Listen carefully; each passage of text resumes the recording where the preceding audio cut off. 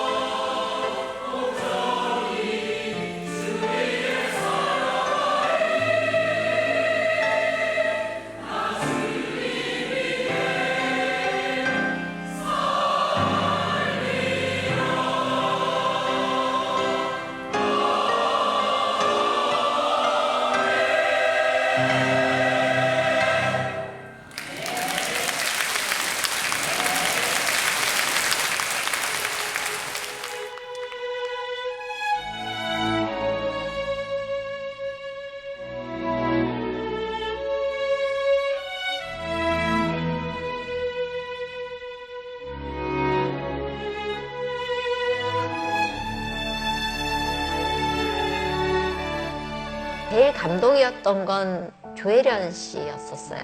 혜련이 기도를 하는데 혜련이가 그러더라고요. 언니, 내 기도하지 마. 난 내 종교가 너무 좋아. 그래, 너는 네 종교 믿어. 나는 내가 하나님 앞에 너 위해서 기도할 거야. 그랬는데 어느 날 언니, 나 교회 등록했어. 하나님이 이렇게 일하시는구나. 내가 기도해서가 아니라 누군가 이 아이를 위해서 기도들 참 많이 했구나. 그 감동은요, 이루 말로 다 할 수 없어요. 한 생명이 천하보다 귀하다라는 그 말씀이 뭔지도 알겠고, 왜 99마리의 양을 놓고 한 마리를 찾는지도 알겠고, 저희 연예인 연합예배라는 걸 이제 처음에 와서 시작하면서 예배 타이틀이 있어요. 하나님은 한 명의 예배자를 찾습니다. 그게 바로 당신입니다. 저는 숫자가 많아지는 거 중요하지 않아요. 연예인 연합예배에 아이들이 많이 오는 거 중요하지 않아요. 하나님이 찾으시는 그 한 명? 처음에 예배하면서 그런 생각을 했어요. 하나님, 사람들이 많이 왔으면 좋겠습니다. 아이들이 와서 이 자리에서 예배하면 정말 좋겠습니다. 그런데 하나님이 저에게 주셨던 마음은 너는 숫자가 많아지는 걸 부흥이라고 생각하느냐. 한 명이 세워지는 게 부흥이다. 저희는 한 명이 있는 곳이면 저는 어디든지 가고요. 한 명이 세워진다면 무엇이든지 할 수 있어요. 교회에 등록을 하고 그 예배장을 딱 잡는데 그때 보이지 않았던 하나님은 한 사람의 예배자를 찾습니다. 그 예배자가 바로 당신입니다 하는데 그날 내가 기억하잖아. 이렇게 하는데 어땠냐면 45년의 내 인생이 이렇게 스쳐 지나가는데 내가 일본에서 다른 종교를 하면서 막 이렇게 나 살려달라고 막 다른 거죠. 다른 데에다가 그렇게 할 때도 하나님께서 함께 하셨구나. 그러니까 그 세월을 하나님 같이 기다려 주셨다라는 그 한 사람의 예배자를 하나님이 찾으셨다라는 게 너무 아유, 울자고 하자는 거야? 너무 감사하고 그래갖고 하나님 그때도 함께 하신 거예요. 내가 그 일본에서 너무 힘들어가지고 죽고 싶었는데 그때도 하나님은 나보다 더 슬펐을 거 아니야. 막 기다렸을 거 아니야. 막 그게 느껴지는 거야. 그날 그 예배자가 나는 뛰쳐나가서 아닌 줄 알았는데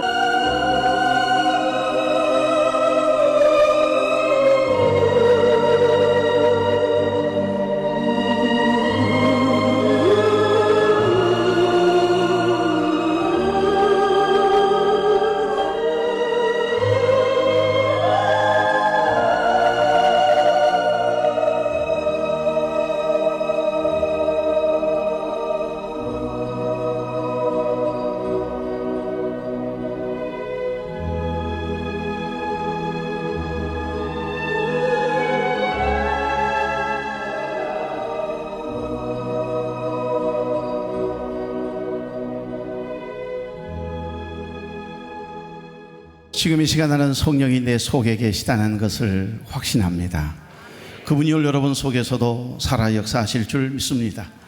그래서 오늘 우리에게 주신 이 하나님의 말씀이 저와 여러분의 마음에 빛이 되기를 원하고 그 빛을 비추이는 자로 주 안에서 승리하며 살아갈 수 있기를 주의 이름으로 축복합니다.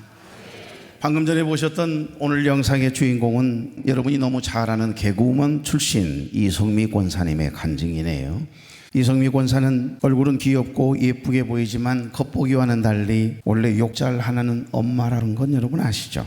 욕을 얼마나 걸게 잘하시는지. 욕하면 이성미랍니다. 입에서 말이 나가면 욕부터 나가니 본인이 그렇게 고백을 해요. 오죽했으면 하루는 중학생인 아들이 엄마에게 교회 집사라는 인간이 집구석에서 이러는 건 누가 알아?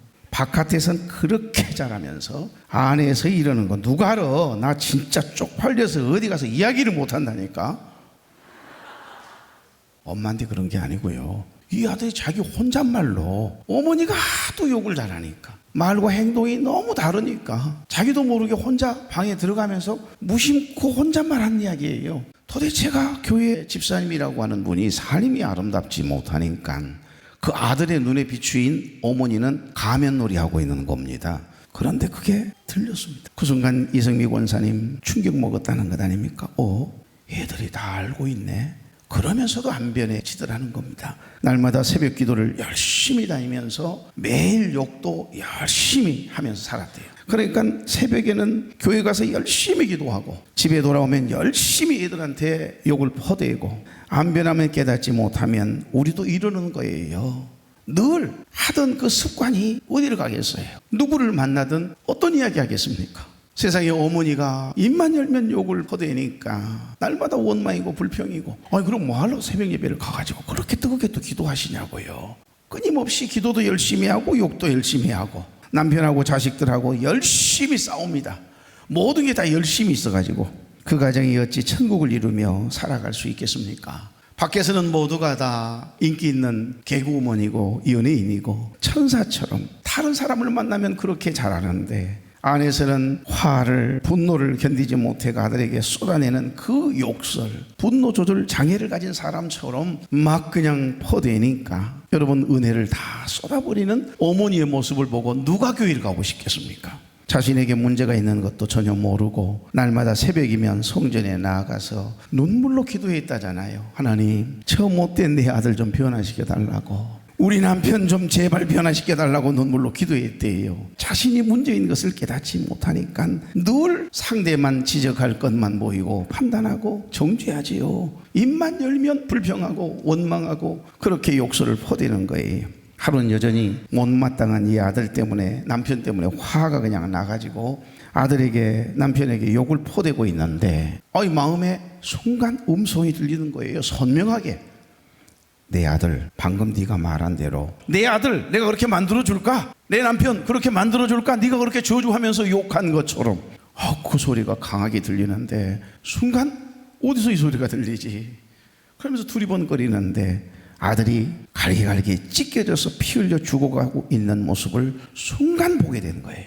그 모습을, 그 음성을 순간 듣는 순간 너무 두려워서 얼른 방에 들어가서 방문을 걸어 잠그고 하염없이 회개하면서 울었다고 합니다. 하나님, 다시는 욕을 하지 않겠습니다. 다시는 이 입술로 원망하고 불평하지 않겠습니다. 그동안 참아주셔서 너무 감사합니다 하면서 철저하게 회개하고 났는데, 놀라운 일은 그 순간 이후로부터 그 입에서 원망과 불평이, 욕이 사라지고 하나님이 찾으시는 그 한 사람, 그 예배자가 된 것입니다.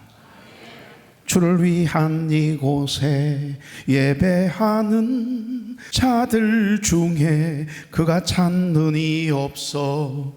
주님께서 슬퍼하시네. 주님이 찾으시는 그 한 사람, 그 예배자, 내가 그 사람 되길 간절히 주께 예배하네.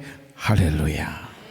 순간이에요. 하나님이 변화시켜 주시면 하나님 앞에 회개하고 통회하는 순간, 자기도 모르게 순간 그렇게 많은 욕들을 하며, 하필이면 가장 나를 사랑해주고 아껴주는 내 사랑하는 자녀들을, 남편을 폭언을 일삼으면서 괴롭게 했다라고 하는 사실에 하염없이 울었다고 그래요. 회개하고 나니까 순간 그 입에서 욕은 떠난 줄로 믿습니다. 다시는 욕을 하지 않게 됐다고 그래요. 그렇게 입만 열면 욕으로부터 말이 시작이 됐는데, 그런데 놀라운 일은 욕을 안 하니까 오히려 이상하네, 이쯤에서 욕할 때가 됐는데 어머니가 욕을 안 하니까 아들이 오히려 되게 긴장이 돼가지고요, 아니 이상하네, 세상에 내 아내가 욕을 해야만 되잖아요. 그런데 욕을 해야 되고 폭언을 일삼아야 되는데 내 아내가 갑자기 천사로 돌변해 있으면은요, 여러분 이상하잖아요. 남편들 그렇게 생각하지 않으세요? 죽을 날이 가까워져 가깝다요. 그런데 욕을 안 하니까 놀랍게도요, 가정이 변하기 시작하고, 그렇게 오기를 부리면서 반항을 하던 이 아들이, 문제라고 생각했던, 공부를 안 하던 이 아들이 세상에 자기 방을 스스로 들어가서 공부를 하기 시작하는데 겁 없이 열심히 공부를 하는 거예요. 그때부터 감사할 일이 많아지는 겁니다. 나도 모르게 하나님을 높이면서 찬양해요. 입만 열면 하나님께 영광, 하나님의 은혜, 감사하다고 전도할 마음이 생기고 이웃을 위한 중보기도가 뜨거워지니까 하루하루의 삶이 너무 행복했다라고 하는 간증을 보았습니다.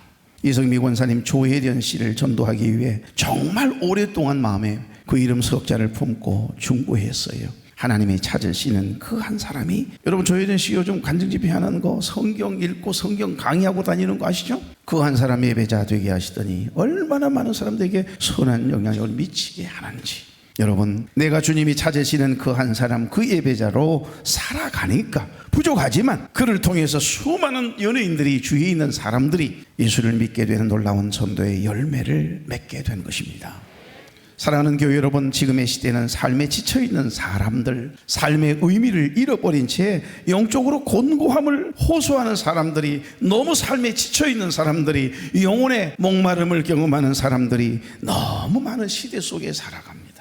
부러워했던 그 사람이, 그 가정이 저런 문제가 있었으리라고 생각하지 못할 만큼 큰 어려움의 문제가 있습니다. 여러분 감사하십시오. 물질이 많고 적음이 문제가 아닙니다. 하나님께 감사가 많으냐 적으냐가 문제인 것이지요. 그렇습니다. 수가성 여인이 우물가에서 예수님을 만난 이후에 그의 삶이 새롭게 변화되고 인생의 목마름을 해결 안 받고 주님이 찾으시는 그 한 사람, 그 예배자가 되었던 요한복음 4장의 사건을 기억하십니까? 요한복음 4장은 예배가 무엇인지, 진정한 예배자가 누구인지에 대한 말씀을 예수님이 우물가에서 한 여인을 통해 그에게 만나 영원히 목마르지 않는 영원한 생수를 그에게 주고 나서 결국 그가 6명이나 되는 남자를 바꿔가며 살았잖아요. 지금 6번째 남자하고 동거하고 있는 중입니다. 그래서 낮에는 사람들의 눈이 의식이 돼서 부끄러워서 다 잠자고 있는 정오, 대학빛이 내리쬐는 강렬한 태양이 내리쬐는 그 한낮에 혼자 지금 우물가에 물을 기르러 온 것 아니겠어요? 모두가 다 쉬고 잠자고 있는 오침 시간인데 부끄러우니까. 그리고 이 남자 저 남자 계속해서 받고 보지만 한 번도 행복했던 적이 없었던가 봐요.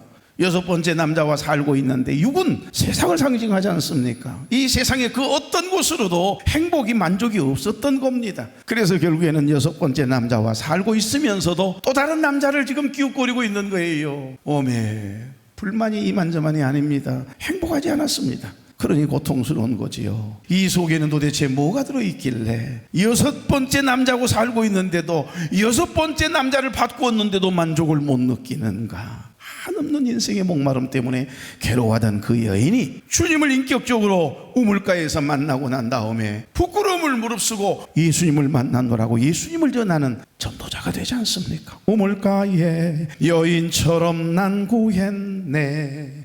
헛되고 헛된 것들을 그때 주님 하신 말씀, 내 샘에와 생수를 마셔라. 오 주님 채우소서. 나의 잔을 높이 듭니다. 하늘 양식 내게 채워 주소서. 넘치도록. 많고 많은 사람들이 찾아섰네. 헛되고 헛된 것들을 주 안에 감추인 법에 세상 것과 난 비길 수 없네. 내 친구여 거기서 돌아오라. 내 주의 넓은 품으로 우리 주님 너를 반겨 그 넓은 품에 안아주시리. 오 주님 나의 잔을 높이 듭니다. 하늘 양식 내게 채워 주소서. 넘치도록.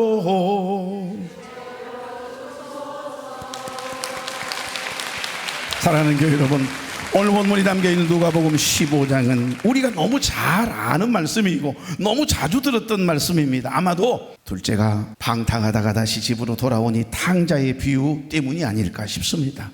여러분, 누가복음 15장은 세 가지의 비유가 연결되어 있습니다. 그리고 같은 의미를 향해서 하나님 아버지의 마음이 담겨있는 그런 비유이기도 하고요.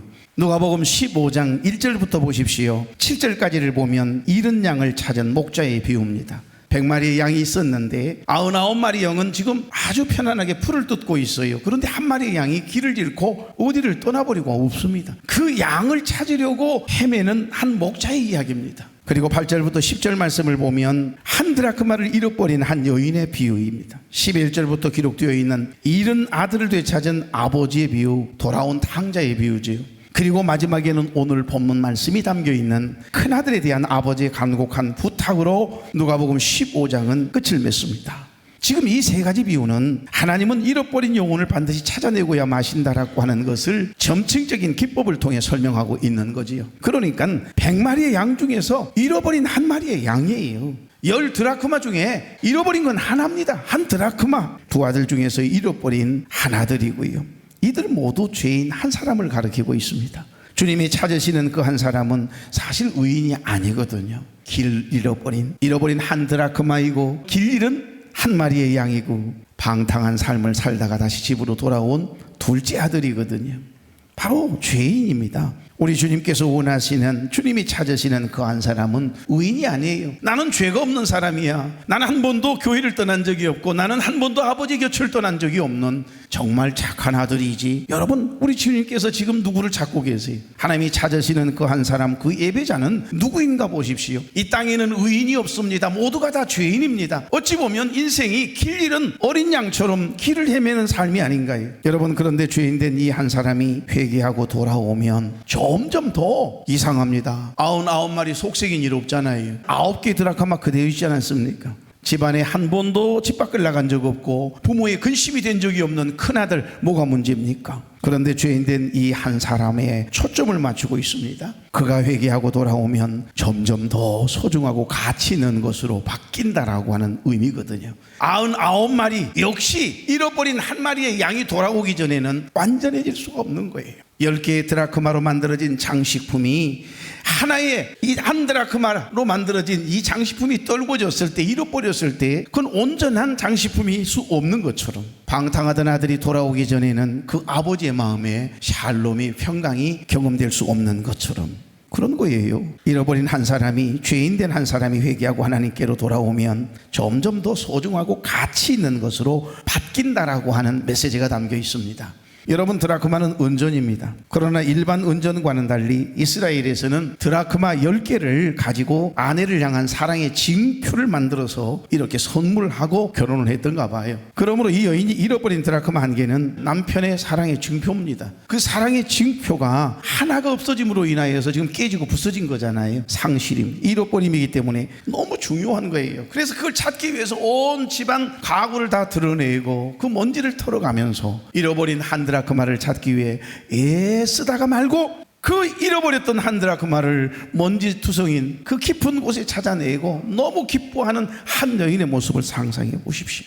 여러분, 세 가지 비유에서 발견되는 공통점이 뭔 줄 아세요? 모두가 다 복수입니다. 복수로 쓰여져 있습니다. 그러니까 회복을 전제하고 있다는 거예요. 그냥 그 한 사람의 한 영혼만의 회복을 이야기하는 게 아니고 전체 회복을 이야기하는 겁니다. 여러분, 무슨 말씀이냐면 잃어버린 드라크마는 10개의 드라크마 중에 하나예요. 그리고 집을 나간 아들은 두 아들 중에 하나일 뿐이지만 잃어버린 한 마리의 양은 100마리의 양들 중에 하나이고, 그러니까 9마리는 전혀 문제없이 풀 뜯고 있습니다. 그런데 한 마리가 안 보이거든요. 그 잃어버린 한 마리의 양을 찾기 위해서 목자가 이곳저곳 뛰어다니고 있습니다, 지금. 그러다가 그 한 마리 혼자 외롭게 음매하고 있는 잃어버린 이 양을 찾자마자 어깨 무등을 태워가지고 자랑스럽게 오는 목자의 모습을 비추고 있거든요. 자세히 성경을 보세요. 어깨 무등을 태워가지고 덩실덩실 춤을 추면서 찾은 잃어버린 이 양이 자랑스러운 거예요. 얘들아, 너희들 친구 내가 데려왔다, 찾아왔다, 봐라! 이러잖아요. 지금 손주들, 아들과 딸들 어렸을 때 어깨 무등을 태워가지고 그러면 얼마나 좋아하던가요. 지금 목자가 그런 마음이에요. 그러니까 그런 점에서 이들은 잃어버린 한 마리의 양이나 한 드라크마를 되찾는다라고 하는 거, 방탕하던 아들, 둘째 아들이 돌아왔다라고 하는 이야기는 그 가정, 그리고 아버지의 깨어진 마음, 상실된 마음을 회복시킨다라고 하는 전체 회복이라고 하는 의미를 가지고 있는 것입니다. 남아있는 99마리의 양, 남아있는 9개의 드라크마, 집에 전혀 문제를 일으킨 적이 없고 집을 떠나본 적이 없는, 가출한 적이 없는 큰아들은 모두가 다 이 잃어버린 아들이 돌아오기 전에는, 방탕한 아들이 회개하고 아버지 품으로 돌아오기 전에는 불완전한 샬롬이라고 하는 것을 이야기하고 싶으신 거예요. 그러니까 잃어버린 것을 찾았을 때, 죄인 한 사람이 회개하고 주님께로 돌아올 때, 잃어버린 자들이 주님께로 돌아올 때 비로소 남아있던 자들이 진정한 샬롬을, 평강을, 행복을, 진짜 기쁨을 누리게 되는 것임을 우리에게 말씀하고 있는 것입니다. 그래서 한 영혼 한 영혼을 주님께로 인도한다는 것, 그 영혼이 주님께로 돌아와야, 늘 아픈 손가락이 있잖아요. 그 자녀가 이 예배 자리에 돌아올 때, 방탕하며 가출했던 자식이 집으로 돌아올 때 그 아버지가 어머니가 편안하게 잠들 수 있고 너무 행복하고 당당해질 수 있는 것처럼, 그런 거예요. 전도가 기쁨이고 행복이고 축복인 것입니다. 그래서 이 여인은 잃어버린 드라크마 하나를 찾아내기 위해 얼마나 애를 썼습니까? 찾으니까, 잃어버린 거 한 마리의 양을 찾으려고 얼마나 헤맸겠어요. 찾으니까 너무 기쁜 겁니다. 아버지의 어머니의 마음을 갈기갈기 찢어놓고 자기 재산 가서 다 탕진하고 못된 짓만 하다가 이제 거지가 돼서 돌아온 아들, 뭐가 이쁘다고요? 그런데 그 아버지가 너무 기쁜가 봐요. 집 나간 순간부터 제대로 잠을 못 잤던 모양입니다. 그러니 그 둘째 아들이 돌아오자마자 얼마나 기뻤으면 종들에게 시켜서 큰 잔치를 배설하게 했겠습니까? 그렇습니다. 이것이 바로 우리 하나님 아버지의 마음이에요. 그리고 회개하고 돌아온 한 영혼의 가치인 줄로 믿습니다. 자, 누가복음 15장 7절 다 같이, 내가 너희에게 이르노니 이와 같이 죄인 한 사람이 회개하면 하늘에서는 회개할 것 없는 의인 아홉으로 말미암아 기뻐하는 것보다 더하노라. 9절입니다. 또 찾아낸즉 벗과 이웃을 불러 모으고 말하되 나와 함께 즐기자. 잃은 드라크마를 찾아내었노라 하리라. 여러분 22절부터 24절 가겠습니다. 아버지는 종들에게 이르되 제일 좋은 옷을 내어다가 입히고 손에 손가락질을 끼고 발에 신을 신기라. 23절. 그리고 살찐 송아지를 끌어다가 잡으라. 우리가 먹고 24절. 이 내 아들은 죽었다가 다시 살아났으며 내가 잃었다가 다시 얻었노라 하니 그들이 즐거워하더라. 아멘. 지금 뭐 하자는 겁니까? 뭐 하자는 거예요? 지금 뭐 하자는 거예요? 잔치하자는 거예요. 이웃 초청 잔치했잖아요. 얼마나 행복하던가요? 다 행복해서 즐거워서 풍악을 울리고 기뻐가지고 어쩔 줄 몰라 하는데 밥 먹고 싶은 마음도 없을 정도. 집으로 가신 분도 계시답니다. 그 처제는, 그 처형은 뭐 하고 있는지 모르겠어요. 그것도 위로하니라고 나가 또 힘들었어요, 한 주간. 그런 거예요, 여러분. 잔치하자는 겁니다. 아마 부모된 저와 여러분도 똑같지 않을까요? 올여기 보십시오. 제일 좋은 옷을 내어다가 입히래요. 돌아온 아들을 품꾼이 아니라 다시 아들로 인정하겠다는 거죠. 손에 손가락질을 끼워주래. 가락질은 자신의 권위를 나타내는 인장반지와 같은 겁니다. 돌아온 이 아들에게 자신의 고난을 아들에게 위임하겠다는 거예요. 세 번째, 발에 신을 신기라는 말은 당시 종들은 맨발로 다녔거든요. 고로 신발을 신기라는 말은 돌아온 둘째 아들은 종이 아니라 존귀한 내 아들이라는 것입니다. 우리가 이 초청주의를 앞두고 전도에 대한 예비 신자 작정을 위한 새벽 말씀 계속해서 이 세 가지 비유를 말씀해 드렸습니다. 오늘 본문은 그 마지막 부분입니다. 여러분, 아버지는 거기에 그치지 않고 자세히 보십시오. 뭐 하지요? 그때는 송아지 한 마리가 재산입니다. 그런데 그 값비싼 살찐 송아지를 끌어다가 잡으라고 명령하잖아요. 원문에 보니까 송아지라고 하는 이 단어 앞에 관사 톤이 붙어 있습니다. 그러니까 이 톤이라고 하는 관사가 붙어 있다, 이 말은 이 송아지는 집 나간 아들이 돌아오기를 애타게 기다리면서 늘 돌아올 그날을 상상을 하며 그 아픈 마음, 그 슬픈 마음을, 괴로운 마음을 가지고 그 송아지를 아들만 돌아오면 내가 송아지 한 마리가 되었으냐 이러면서 잡을 준비를 했다라고 하는 의미거든요. 그만큼 이 둘째 아들이 회개하고 돌아오기를 기다리고 있었다는 뜻이 되는 것입니다. 당시에는 귀한 손님이 올 경우에 특별한 때를 위해서 자신이 키우던 짐승들 가운데 가장 살찐 송아지를 준비해 두었다가요, 귀한 손님이 온다 그러면 그 준비해 놓은 송아지를 잡아서 대접하는 관습이 있었습니다. 이 구절을 신학자들은 이 준비된 송아지를 잡았다라고 하는 이야기를 어떻게 해석하느냐, 우리의 죄를 사해 주시기 위해서 번제물이 되신 예수 그리스도를 상징한다, 그렇게 말씀하고 있습니다.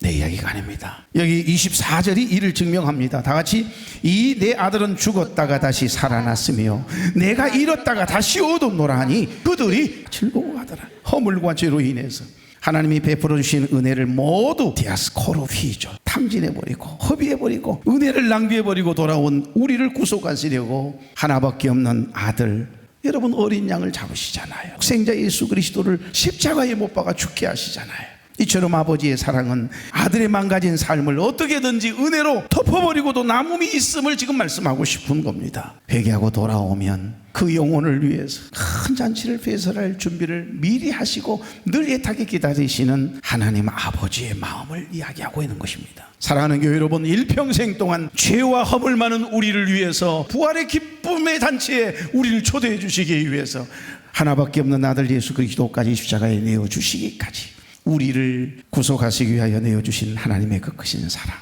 하나님의 은혜를 일평생 소멸함이 없기를 바랍니다. 하나님의 은혜를 경험하며 살아가고 있습니까? 그 은혜를 낭비하면 안 됩니다. 은혜를 낭비하는 사람들, 그건 하나님의 사람들이 아니에요. 하나님의 마음을 근심되게 하고 있는 겁니다. 목사님, 나는 한 번도 교회를 떠난 적이 없습니다. 한 번도 주님의 말씀을 벗어나려 한 적이 없습니다. 그런데 왜 여러분은 바리새인들처럼, 사두개인들처럼, 성경 박사들처럼 남을 지적하고 정죄하며 원망하고 불평합니까? 비판하고 있습니까? 은혜를 낭비해버린 사람들입니다. 오늘 우리가 방금 봉독했던 말씀이거든요. 방금 전까지만 해도 한 마리의 잃어버린 양이 돌아왔습니다. 잃어버린 드라크마를 되찾았습니다. 방탕하던 둘째 아들이 집으로 돌아와 큰 잔치를 배설하고 온 가족이, 식솔들이, 온 동네 사람들이 모여들어서 잘했네, 잘했다, 돌아와서 너무 좋다 이러면서 기뻐해 주는데 딱 한 사람만 야물게 못이 박혔네요. 오늘 보십시오. 문제는 오늘 본문에 드러난 집안에도 탕자가 한 사람이 있었네요. 그 사람이 누굴까요? 그 아들이 장자네요. 자, 25절부터 28절 다시. 맏아들은 밭에 있다가 돌아와 집에 가까이 왔을 때에 풍악과 춤추는 소리를 듣고 한 종을 불러 이 무슨 일인가 물으되 27절 대답하되 당신의 동생이 돌아왔음에 당신의 아버지가 건강한 그를 다시 맞아들이게 되므로 인하여 살찐 송아지를 잡았나이다. 28절 그가 노하여 들어가고자 하지 아니하거늘. 아니하거늘. 여기까지. 여기 보십시오. 그가 노하여 들어가고자 아니하거늘. 열심히 일을 하고 돌아왔는데 세상에 큰아들 그것도 모르고 집으로 돌아왔더니 풍악 소리가 나기 시작하고 큰 잔치가 열렸네요. 나는 뼈 빠지게 일하고 지금 집으로 돌아오는데 이거 뭐 하는 거예요? 종들에게 물어봤더니 둘째 동생이 돌아왔다는 겁니다. 그래서 주인님이 너무너무 행복하고 기뻐서 송아지 한 마리 잡고 지금 잔치를 배설했다는 이야기를 듣자마자 그래! 우리 동생 돌아왔어요. 이거 아버지가 어머니가 잠 못 이루고 세상에 날마다 밖에서 기다리는데 아이고 잘했다 얼른 가자 들어가자 이래야 되는 게 정상적인 사람 아닌가요? 근데 왜 꼬라지가 났을까요? 기분이 너무 나빴는가 봐요. 그것으로 그치지 않고 이상해요. 들어가고자 하지 아니하거늘. 아버지에게 달려가 따지는 것 좀 보십시오. 이게 큰아들의 모습만입니까? 이 시대를 살아가는 한 번도 가출해 본 적이 없고 한 번도 주님을 떠나본 적이 없는 우리를 향한 하나님의 무서운 경고이기도 하지 않습니까? 나는 한 번도 교회를 떠난 적이 없습니다. 누구보다 열심히 봉사했습니다. 그런데 언제부터인가 우리들 마음에 바리새인적인 생각과 사상이 가득 채워져 가지고요, 하나님의 은혜는 온데간데 없이 사라지고 하나님 아버지의 마음에는 관심도 없고 바다노래를 꾸느시 바다노래를 물질에만 관심을 두게 되었다면 우리는 지금 하나님의 은혜를 디아스코르피존, 은혜를 낭비하고 있는 사람들 맞습니다. 깨닫는 이 아침 되기를 바랍니다. 저는 오늘 본문 중에 가장 묵상하면서 은혜를 받았던 말씀은 16장 1절입니다. 또한 제자들에게 이르시되 어떤 부자에게 청지기가 있는데 그가 주인의 소유를 낭비한다는 말이 그 주인에게 들린지라. 무슨 말일까요? 지금 16장에는 두 가지의 비유를 다시 이야기하거든요. 근데 지금 이 이야기는 누구를 향해서 이야기하는 것일까요? 그 두 가지의 비유는 지향되고 있는 초점이 큰아들에 대한 이야기거든요. 보십시오. 디아스코르피존. 나는 여기 소유를, 주인의 소유를 낭비한다는 말, 여기 낭비라고 하는 단어가 계속 마음에 와닿아요. 디아스코르피존이라고 하는 단어인데요, 디아스코르피조의 현재 분사입니다. 낭비하다, 허비하다라는 뜻이거든요. 근데 원래는 널리 흩어뜨리다, 그리고 분산시키다, 나누게 하다, 깨지게 하다, 이런 뜻이 있습니다. 사람이나 물건을 흩어지게 할 때에도 쓰이는 단어가 바로 디아스코르피존이라고 하는 단어입니다. 은혜를 낭비하는 사람들. 그것을 종합해 볼 때 주인의 집에서 주인을 위해서 일을 하고 있는 청지기 종이 주인의 사랑을, 주인의 특별한 은혜를 입었어요. 그래서 모든 업무를 맡겼거든요. 그런데 주인의 뜻에 반하여 어느 순간 자기가 주인 행세를 해요. 주인의 소유나 사람들을 습관적이며 지속적으로 자꾸 주인과의 관계를 깨지게 만드는, 흩어지게 만드는 못된 일을 한단 말입니다. 맡은 의무를 게을리하면서 아버지에게 상속받은 재산을 가지고 와서 다 탕진하는 둘째 아들처럼 시간과 물질을 낭비하는 것, 그것이 바로 디아스코르피존이라고 하는 낭비라고 하는 단어입니다. 사랑하는 교회 여러분, 하나님이 허락하신 귀한 은혜와 은사를 사소한 일에, 사소한 것에, 작은 내 마음의 상함 때문에 낭비하는 일 없기를 바랍니다. 하나님의 은혜를 사수하십시오. 그 하나님의 은혜를 지켜내십시오. 그래야 승리합니다. 어렵게 받은 귀한 은혜잖아요. 너무 쉽게 마귀에게 빼앗김 당하고 피로 값주시고 사신 은혜를 쏟아버리는 사람들, 그들을 가리켜서 은혜를 낭비하는 사람들, 디아스코르피존이라고 말할 수 있습니다.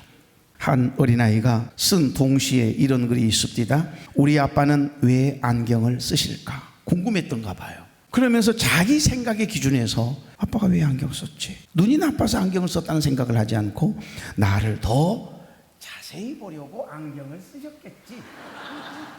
어마, 이뻐 죽었어요. 그런 마음을 가져야 되지 않겠어요? 우리 아빠는 왜 그렇게 키가 크실까? 누구를 또 열받게 하네. 내가 어디 있나? 이렇게 나를 늘 지켜보고 계시기 위해서 키가 크신 거야. 이런 어린아이의 마음이 얼마나 좋아요. 부모란 다 그런 겁니다. 꼰대질을 그래도 안 되면 나무 위에라도 올라가서, 높은 곳을 언덕벽에 올라가서라도 내 자녀가 혹시라도 다치지 않을까, 내 손주가 혹시라도 싸움하다가 어려움 당하는 일은 없는가, 그러잖아요. 그게 부모의 마음이에요. 그런데 오늘 여기 큰아들의 행동과 반응은 달라요. 집을 나간 둘째 아들 때문에 근심에 쌓여있던 아버지가 식음을 전폐하고 누워 계셨던 아버지가 돌아온 이 동생을 위해서 세상에 저렇게 기뻐할 수가요, 잔치를 벌이고 있다는 소식, 얼마나 다행스러운 일이에요. 잘했네, 잘됐다, 아이고 너무 고맙다, 동생, 아유 자식 잘했네, 이러면 얼마나 마음이 편안하고 행복했겠어요. 너무 감사한 일이잖아요. 그런데 큰아들 분노합니다. 아버지에 달려가서 항의를 하기 시작합니다. 29절 30절 아버지, 이럴 수는 없습니다. 내가 여러 해 아버지를 섬겨 명을 어김이 없거늘 내게는 염소 새끼라도 잡아가지고서 나와 내 벗으로 즐기게 하신 일 있습니까 없습니까? 아버지의 살림을 장녀들과 함께 삼켜버린 저 못된 동생이 돌아오자, 아니 세상에 그 귀한 살찐 송아지를 잡으신 일이 이치에 맞는 일입니까? 아버지 너무하십니다, 이 말이에요. 근데 꼭 나만 나쁜 큰아들 같이, 여러분 아닌 것 같습니다. 근데 우리 안에, 여러분 마음 안에 큰아들의 마음이 있는가 없는가 점검하라고 하는 말씀이 오늘 본문이에요. 이제 말씀을 정리하고 마치고자 합니다. 지금 아버지는 그저 다시 집으로 돌아와준 이 둘째 아들 때문에 너무 기쁘고 좋은데, 이제는 큰아들 행동, 말 한마디 하나하나에 아버지의 가슴에 못이 박히기 시작해요. 근심이 더해갑니다. 그래서 큰아들을 다독이잖아요. 얘야, 너는 항상 나와 함께 있으니 내 것이 다 내 것이 아니냐. 그러나 내 동생은 죽을 뻔했다가 다시 살아나가지고서 돌아왔는데, 내가 잃었다가 얻었기로 우리가 즐거워하고 기뻐하는 것이, 송아지 잡는 것이 너무나 마땅한 일이거늘 너는 왜 그러느냐, 왜 그러느냐. 이때부터 아버지의 마음이 큰아들 때문에 갈기갈기 찢기고 있습니다. 사랑하는 교회 여러분, 일평생 동안 여러분의 가정에서, 우리 교회 공동체 안에서, 여러분의 직장에서 은혜를 이렇게 소멸해버림이 없기를 바랍니다. 소중히 여기십시오. 남을 낮게 여기십시오. 이성미 권사님처럼 그렇게 폭언을 일삼고 비난하고 불평하고 원망하다가는요, 은혜 다 쏟아버립니다. 마귀가 좋아할 일이지요.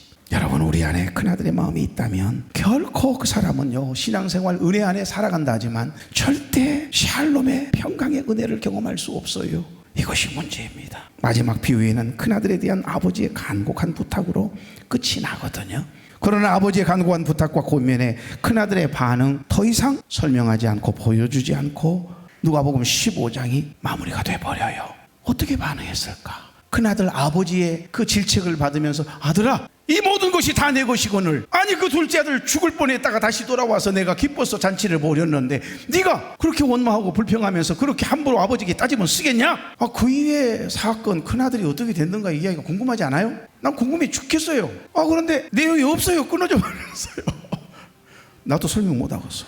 어떻게 반응했을까요? 이에 대한 대답은 누가복음 16장에 이어지는 두 개의 비유에서 발견됩니다. 16장 10절부터 13절을 한번 시간이 되시면 읽어보십시오. 아버지의 마지막 간청을 들은 큰아들, 누가복음 16장 불의한 청지기의 비유에서 주인으로부터 쫓겨날 위기에 처한 청지기로 설정되어 있다는 사실입니다. 그 청지기는 아버지의 사랑을 받아왔고 아버지의 재산을 관리하도록 먼저 부름을 받은 바리새인들을 가리키고 있는 거예요. 나는 한 번도 교회를 떠난 적 없고 성전을 떠난 적 없고 말씀대로 살았다라고 자부하며 의인이라고, 나는 죄인이 아니라고 생각하는 교만된 마음을 가지고 있는 먼저 믿은 우리들을 말씀하고 있는 것입니다. 여러분, 진정한 샬롬의 축복을 누리기를 원하세요? 여러분 안에 욕심을 좀 내려놔 보십시오. 플라우데스, 온유함의 영성을 회복하십시오. 샬롬은 온전입니다. 세상을 살아오면서 이 일이 부러지고 저리 찢겨진 마음들을 주님의 보혈로 적셔주셔서 좋은 상태로 다시 회복시켜 주시는 하나님의 은혜가 온전케 하시는 은혜인 줄로 믿습니다. 우리의 삶의 현장이 샬롬의 현장, 은혜의 현장이 되어야 여러분의 가정이, 우리 교회 공동체가, 여러분의 직장이, 여러분의 사업장이, 여러분의 자녀가, 우리 인생이 소풍처럼 행복해지는 거예요. 사랑하는 교회 여러분, 오늘 우리에게 주신 하나님의 마음은 분명합니다. 아버지의 집을 떠나 은혜를 낭비하며 방황하던 자들이 다시 그 주님의, 그 아버지의 사랑의 품으로 돌아오기를 간절히 기다리고 계시는 하나님 아버지의 마음이에요. 우리는 그동안 혹시 내 의로움과 내 열심이라고 하는 이름으로 아버지의 마음을 잃어버린 채 집안의 탕자로 살아오진 않았는지, 우리 안에 여전히 남아있는 바리새인들의 딱딱한 그 마음을 십자가 앞에 내려놓기를 원하시는 주님의 마음을 다시 한번 돌아볼 수 있기를 바랍니다. 우리를 위해 살찐 송아지 곧 독생자 예수 그리스도를 아낌없이 내어주신 아버지의 그 사랑 안에서 다시 한번 온전한 샬롬 회복을 경험하는 그런 복 있는 삶이 되기를 우리 주님 원하세요. 이제 우리가 그 아버지의 마음을 품고 오늘도 세상으로 나아갈 것입니다. 여러분의 가정으로 나아갈 것입니다. 은혜를 낭비하는 사람들이 아니라 은혜를 끼치고 은혜를 감당하는 복 있는 삶 살아낼 수 있기를 주의 이름으로 축복합니다. 그 마음을 가지고 오늘 우리 함께 찬양하지요. 세상에서 방황할 때, 그리고 하나님이 찾으시는 그 한 사람 찬양하고 축도함으로 예배를 마치겠습니다. 그 사랑이 내 안에 흐를 때 우리의 가정은 천국이 될 것이고 우리가 밟는 모든 땅이 샬롬의 현장이 될 줄로 믿습니다. 세상에서 방황할 때 나 주님을 몰랐네. 내 맘대로 고집하며 온갖 죄를 저질렀네. 이 죄의 통함을 예수께서 들으셨네. 옷자국난 사랑의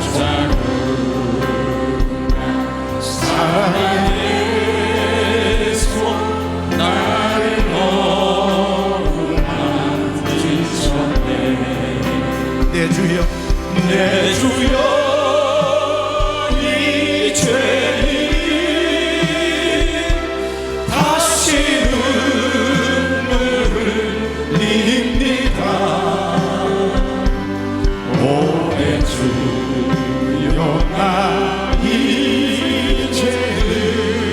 걱정 없습니다. 아무 걱정 없습니다. 내 모든 죄 무거운 짐, 내 모든 짐 무거운 짐 나와 이제 모두 다 벗었네. 우리 주님 예수께서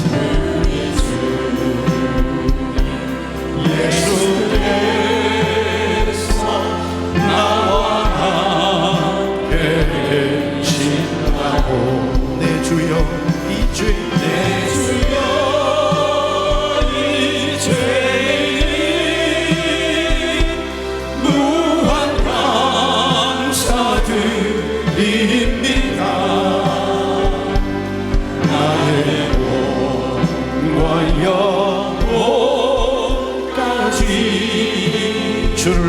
주를 위해 하십니다. 흐밍송으로 그 시간 눈을 감고 주님이 찾으시는 그 한 사람, 그 예배자가 필요한 시대를 살아가는 저와 여러분에게 우리 주님은 말씀하세요. 디아스코로 피조, 은혜를 낭비하는 사람 되지 마라. 그 은혜를 지켜내고 은혜를 끼치고 은혜 안에 살아봐라. 내가 너에게 감추어 놓은 기쁨, 평강, 은혜와 복이 있다. 이 말씀 아니겠습니까? 너는 숫자가 많아지는 걸 부흥이라고 생각하느냐? 하나님이 찾으시는 그 한 사람이 세워지는 것이 진정한 부흥이라고 말씀해 주시는 주님의 음성을 들었다는 이성미 권사의 간증을 우리는 생각합니다. 나도 여러분도 주님이 찾으시는 그 한 사람, 그 예배자로 서고 저와 여러분을 통해 주님이 찾으시는 그 한 사람, 그 예배자를 주님께로 인도하는 일에 힘을 쓰며 살아가는 거예요. 주님이 찾으시는 그 한 사람, 그 예배자 되길 소망합니다. 이 고백이 우리 하나님 앞에 연락되는 고백 될 수 있기를 소망합니다.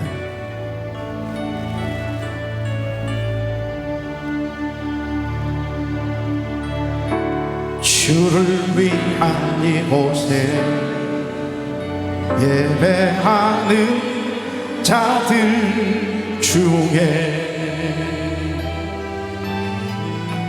그가 잔돈이 없어 주님께서 슬퍼하시네. 주님께서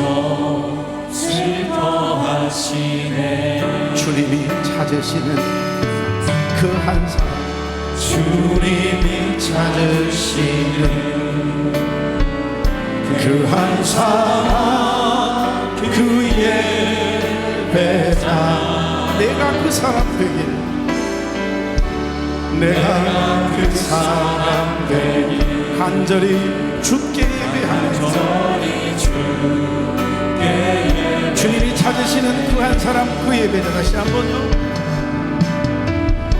주님이 찾으시는 그 한 사람, 그 예배자. 내가 그 사람 되기를 원합니다. 내가 그 사람 되길 간절히 주께 예배하리. 주내로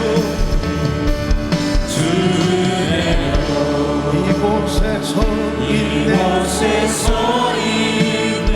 주님께 엎드려 절하네. 그 어느 것도 난 필요 없네. 주님만 경배해. 주내로 이곳에서 있네. 주님께 엎드려 절하세. 그 어느 것도 난 필요 없네. 주님만 경배해.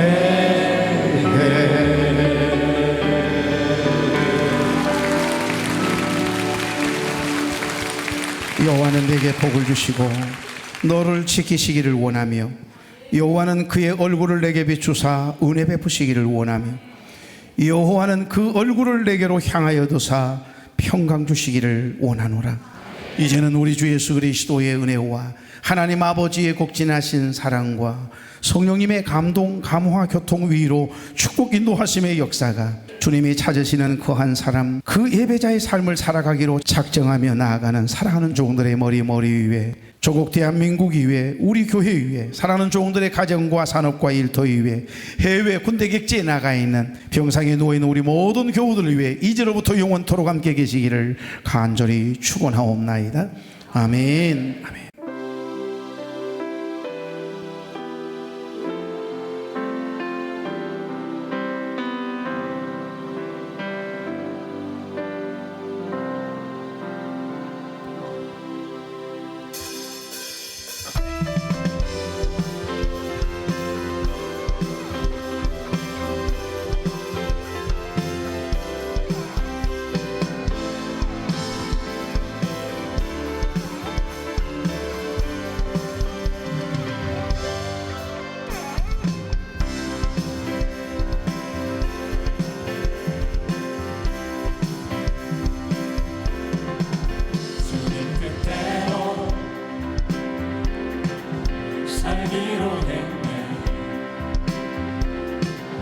주님 뜻대로 살기로 했네. 주님 뜻대로 살기로 했네. 뒤돌아서지 않겠네. 세상 사람 날 몰라줘. 세상 사람 날 몰라줘도 이 세상 사람 날 몰라줘도 이 세상 사람 날 몰라줘도 뒤돌아서지 않겠네. 뒤돌아서지 않겠네. 어떠한 시련이 와도 수많은 유혹 속에도 신실하신 주님 약속만 붙들리라. 세상이 이해 못하고 우리를 조롱하여도 신실하신 주님 약속만 붙들리라. 돌아서지 않으니 세상 등지고 십자가를 보기를 원합니다. 세상 등지고 십자가 보내. 세상 등지고 십자가 보내.